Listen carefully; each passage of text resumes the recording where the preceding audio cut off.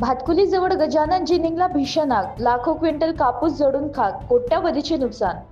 दर्यापूर रोडवरील भातकुलीजवळ असलेल्या गजानन जिनिंग येथे आज दुपारी सुमारे 3 वाजल्याच्या भीषण आग लागल्याची घटना घडली. या आगीत मोठ्या प्रमाणात कापूस जळून खाक झाल्याची प्राथमिक अंदाज आहे. मिळालेल्या माहितीनुसार आगीचे कारण अद्याप स्पष्ट झालेले नाही, मात्र अंदाजे 5 ते 6 हजार क्विंटल कापूस आगीत जळल्याची माहिती समोर येत आहे. या घटनेमुळे सुमारे 5 कोटी रुपयांची मोठे आर्थिक नुकसान झाल्याची सूत्रांची माहिती आहे. घटनेत माहिती मिळताच अग्निशमन दलाचे 3 ते 4 गाड्या तात्काळ घटनास्थळी दाखल झाल्यात असून आग विझवण्याची शर्थीचे प्रयत्न सुरू आहेत. आग आटोक्यात आणण्यासाठी युद्धपातळीवर काम सुरू असल्याचे दिसून येत आहे.